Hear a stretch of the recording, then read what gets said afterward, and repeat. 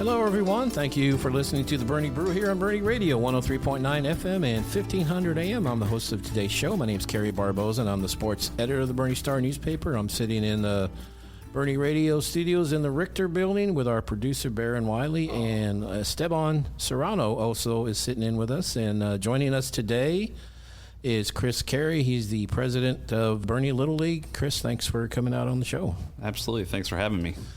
Well, Boerne Little League's having another great year. They advanced to the regionals, which is one round shy of the Little League World Series in Williamsport. When and where is regionals? So regionals will be like the first, I think it starts August 4th. It's the first week of August. It's in Waco, Texas. So regionals will always be in Waco. That's where the Southwest Regional office is located, and they have a beautiful field, the George W. Bush Field complex, just right next door to their office. So there's a Texas West state tournament, and then there's a Texas East state tournament because basically the state is so big, right? Yes. It Texas just has is a big state. Just has so many teams that they have to break the state into two. So how many states do that? I think it's only Texas. Really? Yeah. So not even California or Florida? No. Wow. So, yeah, and how is West Texas divided, and how is East Texas? This is the divider. Yeah, I would say it's I-35 and then following I-10 down to Corpus. That boundary goes in. I think it's in between Houston and Corpus. I don't know exactly where, but yeah, it's a big territory. And then East Texas, I'm sure, is pretty good, right? Those guys on that side of the border are pretty good as well. Yeah, usually it's Lamar or Pearland. Both are pretty well-known, dominant programs in the Texas East. So far, so good. I know it's apples and oranges, but the 2024 team, of course, made it to the Little League World Series and finished second in the nation and fourth internationally. How does this team compare to that 2024 team? Both teams have their strengths. You know, I see with this team, you know, the team in 2024, a lot more of the kids played together on a travel team. So 5 of the 12 in 2024 played together. This year we have like 3 or 4 that play together on, you know, 2 or 3 various teams. So there's probably a little bit more togetherness from 2024 just because pretty much all of your infield was from one team. And so you see that. So with this team, you could see there's a little more work that's required to get them all kind of on the same page. And there was a lot of nervousness last night with the game, and that's why we kind of started off a little slow. Once they got the nerves out of the system, you could see them starting to work together throughout the game. It was the first time that they've been down in a game where they've had to come back and win. So it was good to see them kind of fight through that adversity and come back and do their thing. So that's good for them to face adversity because at some point you're going to face, you know, an equally it's better matched team. Yeah, I feel like, you know, I don't think there's always a great time to go through that, but I think state is probably a good time to go through it because, one, you don't have the noise from the crowd. When you start getting to Waco and to Williamsport, there's a lot of noise, so it's a lot of hand signals. You could yell across the field, they're still not going to hear you because it's loud. Yeah. So now is a good time to get that out and kind of work through those challenges and figuring out how do we work through those moving forward.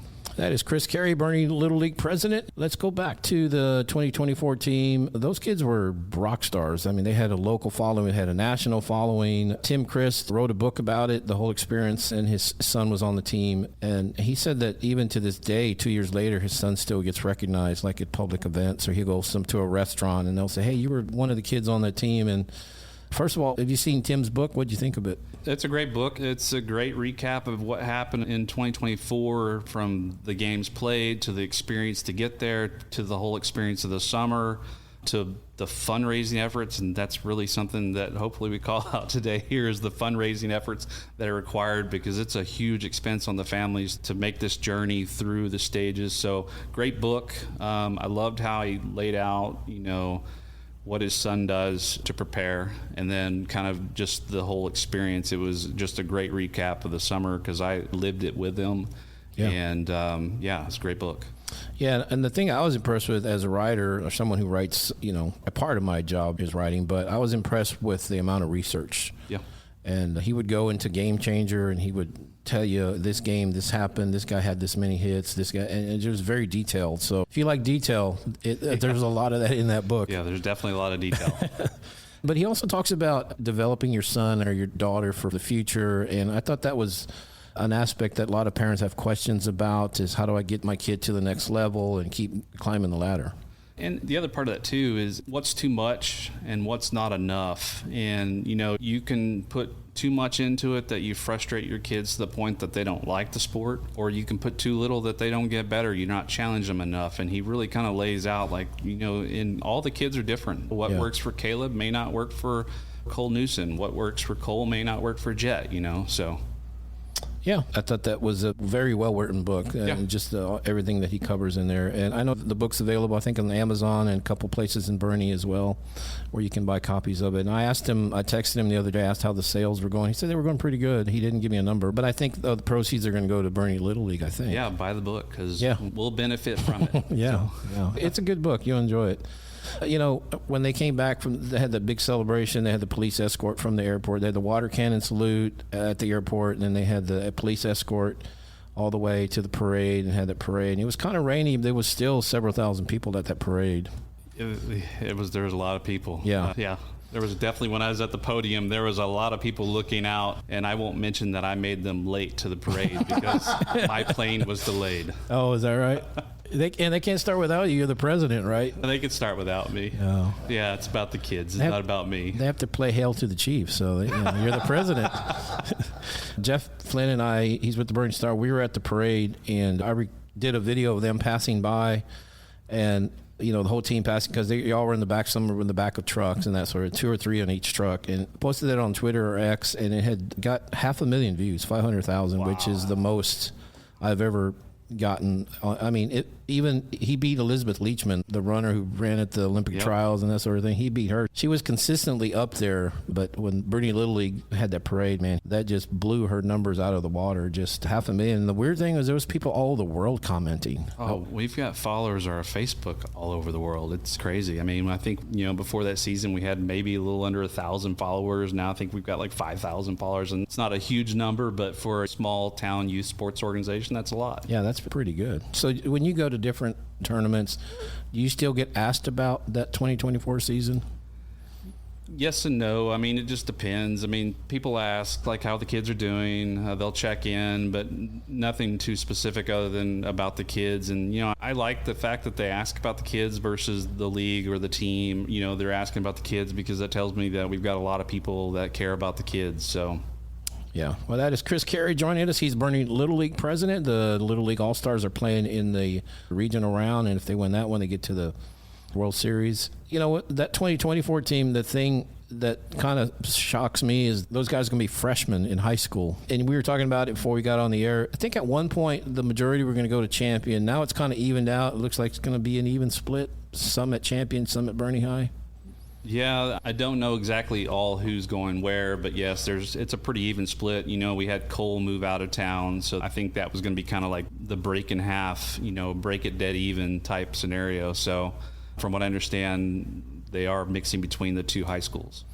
Yeah, and I saw Julian, and he's, I think, 6'2" now. He's tall. Yeah. Yeah. I mean, I used to look straight in his eyes. Now I'm looking up to him. So, yeah, he's grown. And Jett, you mentioned Jett. I think you said he's really tall now. How tall is he? He's up there, too. I don't know if he's 6 foot or not, but he's bulked up a little bit. He was I hate to say the twig of the team, but Jett was a great ball player, is a great ball player. But, yeah, he's definitely gotten size now, so.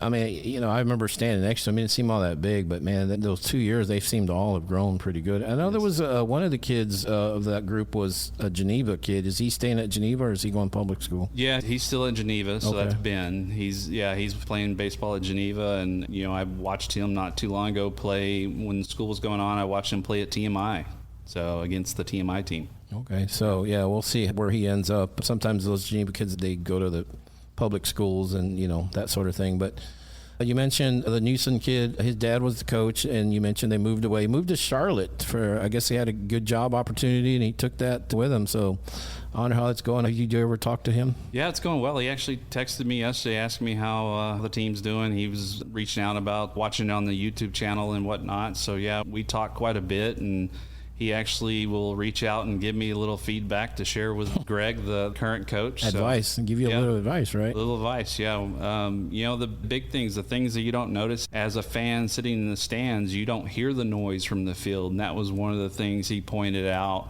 2 days ago that I'm going to talk to Greg about later is get them ready for Waco, because they're going to not be able to hear you yell at them. So you're going to have to really focus on hand signals and communicating other ways. So. Yeah, that's Justin Newsom. He was the head coach, and he's a Comfort kid. He played in Comfort. I didn't know this. I talked to him during the whole thing, the World Series, and found out he had played football at Comfort. And I had covered him when he was in high school, but I didn't know it was the same guy. But yeah, that's how long I've been around. So I know they moved to Charlotte, like I said, and his son, how's he doing out there? He's doing great. The school that he's going to, they have a middle school baseball program, so I got to follow him on Instagram and watch some of his, highlight reels, if you'll call them that. And then he plays on a travel organization. He's been pretty much traveling all summer, getting ready for high school. So that's great. That is Chris Carey joining us here on the Boerne Brew, presented by the Boerne Star. I'm the sports editor of the Boerne Star. My name is Kerry Barboza. Talking about the 2014, how much of a bump did you get in enrollment from the attention? Y'all got national, worldwide attention. Was there a big bump in enrollment and signups? So, City of Boerne and Kendall County, if you're listening, we need more fields. Okay. So that'd be a yes. Yeah, yes. It went from, I think it was a little over 1,000 kids that spring season, and then we went up to this spring season, we're close to 1,200, so about 200 kids. And we saw the bump, I was thinking the bumps would come like in our machine pitch / our T-ball divisions, because you'd see that influx of younger kids getting excited. Our bump was actually in our 8-year-olds to our 11-year-olds. We had 24 or 25 minor league teams this spring. Wow. That was 10 more teams than we've ever had. Our majors team, we went up 1 from 8 to 9. At a certain point, Little League requires you to charter as 2 leagues if you have too many majors teams, so we've got to monitor that so we're not creating a potential issue downstream with tournament play, because Little League is pretty strict on their rules. Now, do y'all handle the softball aspect of that as well? Yeah, so it includes softball. Our softball is growing as well, and I mean, it's a program that we'd love to see keep growing. I think we had 170 kids this spring, and I could see a lot more. The softball travel organizations are further out, so it's tough to do both. With baseball, there's a lot more local, so you have more flexibility to do both Little League and travel. So, but with softball, they're more spread out, so a little harder. There are some select teams that have been forming in Boerne that's going to hopefully keep more girls closer to home, that we can then grow softball as well.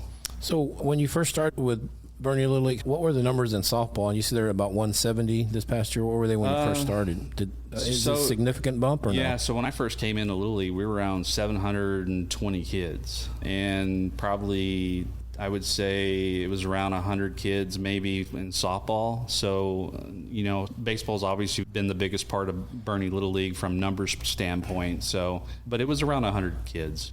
So it's almost doubled. Yeah, it's almost doubled, and I'd like to see it continue to grow, because if you really think about Little League and travel baseball, it's getting the kids better. They're able to come together as a community, play sport with their friends, hopefully then kind of develop from there and then filter into the high school system. Yeah, and you think about University of Texas, back-to-back national championships in softball. That was on national TV, and one of the players, Leanne Good, she's been on the show before, and so I would think softball's growing. They play in Oklahoma City. That's a 12,000-seat stadium, and it sells out. So it seems like softball's growing as well, and I think that helps you guys, overall. Yeah, absolutely. So that 2024 team, they kind of raised the bar, set the standard. But you were telling me the other day that 2024 team and this team are the only 2 to make it to state in 2 of the last 3 years, and that prior to that, what was the only state tournament? It was like 20 years ago or something? Yeah, it was in 2000, and they used to do the state tournament in kind of a pool play scenario. You'd play 2 pool games and then get seeded. We lost the 2 pool games, and then we also lost the tournament game, so we were out pretty quick. But so this would be the 3rd team that we've sent to the state tournament. What's been the key? Because you made it in early 2000s, kind of had that dry spell, and then 24 gets there, and now 2026 gets to the state tournament as well. I mean, to me, the key is having conversations with some of our more competitive kids, have them come back. When you've got competitive kids playing in a league, it makes it a little bit more competitive. I feel like all kids have fun because they're not walking every at bat. They're actually seeing good pitching. It may be better pitching than they expected, but it's only helping those kids grow when they get challenged and they see better play. Yeah, and so it seems, I think, of course, numbers help, but I know there's a lot of stuff that goes on behind the scenes with parents and volunteers that help make it possible. Isn't that right? Yeah, there's a lot that goes into to make this possible. I mean, if you look at a league this size, we've got over 300 coaches because you have 3 per team for most part. In the lower divisions, you'll have 4 per team. We've had 25 board members this year. It kind of fluctuates from year to year, and just the outside support. A lot of parents serve multiple roles. They're a coach, commissioner, they may be on the board.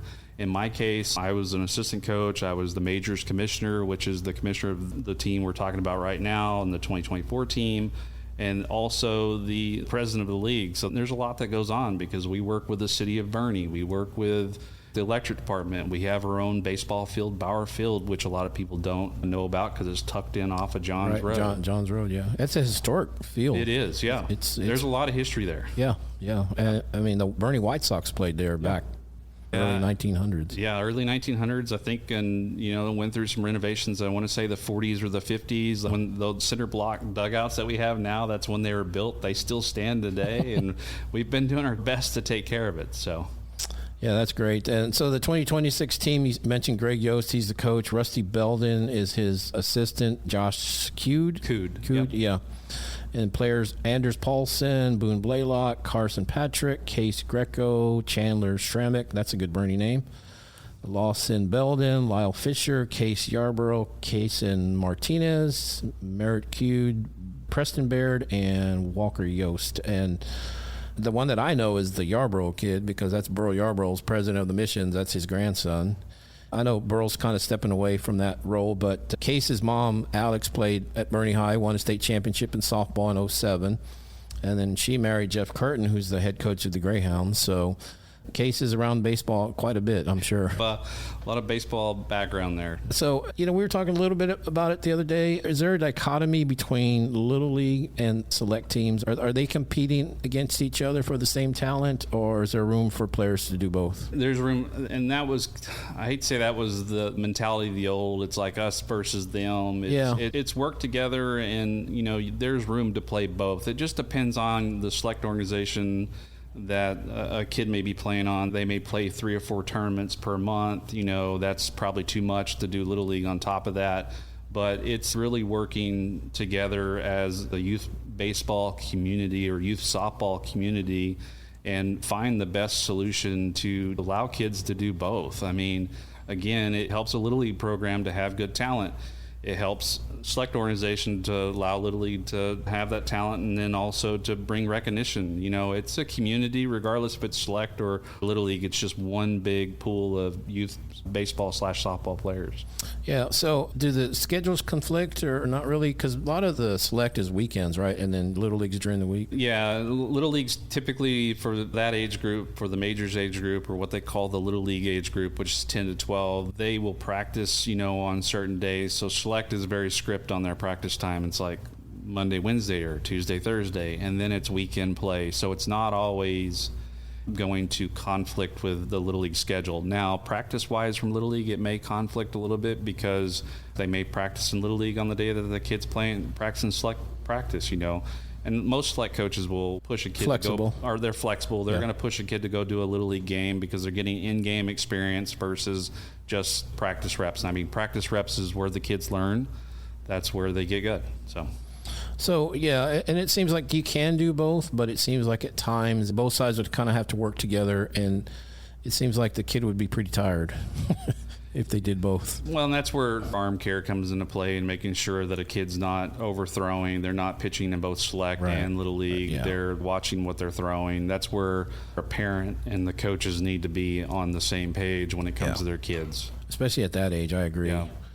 That is Chris Carey joining us. He's Boerne Little League president. So this is your 4th year as president, I believe. It sounds like, but it's your last year. It's my 3rd year as president, but my 4th year on the board. So I was the vice president the first year, moved in 2024. Prior to the 2024 season, I became the president, and then yeah, this is my last go. I'm ready to sit back in the stands and watch my kids play. So do you have a successor picked out and all that? So my board cycle ends July 31st, so the new board will come on and kind of elect whoever the president's going to be. I've obviously been talking to a few folks and trying to persuade them to step into the role. It's really not that much if you're listening. I think it's Steban that said he'd be interested. Yeah. Roughly how many hours do you put in? I know it probably varies, like from the time of the year, but I would think the spring, summer is crazy. You would think it stops. It doesn't stop, because if you think about it, we go straight into All-Stars in the spring. Fall enrollment starts in July, so we start getting questions for the fall season. Fall season ends and the registration for the spring. So there's really not a stopping point. So I would say during season, it could be anywhere from 25 to 30 hours per week. And in the off season, 10 to 15. It just depends on how many questions are coming in, really. Yeah, and then I know you work a full-time job, so that's a long week. It's a lot. Has it been worth it? It's been worth it. Yeah, no, it's been great. I've met a bunch of families. We've grown with the baseball and softball community in Boerne. Outside of youth sports, like, where are you going to meet people when you've got 3 kids? So. Yeah, and it's really grown. It's really exploded, and I think you've had a role in that. So I think you've done well as the president. And what's been for you the best part of being president in these last few years? The kids. I mean, it's always, when you think about volunteering, why do you do it? It's for the kids. It's about I love seeing kids smile. I love hey coach, they fist bump me when they see me in the grocery store or out in town or whatever. It's all about the kids. Yeah. And that's why, when these moments of the All-Star tournament and these kids are going far. I mean, Greg, Josh, and Rusty, they're doing it for the kids. It's not about them. Right. So. Well, you served well as president, and you helped take, I think, Boerne Little League to new levels. And so congratulations on that. And Chris Carey, I want to thank you for your time. Absolutely. Thank you for having me. Yeah, thank you out there for listening to the Boerne Brew. We'll talk to you next time.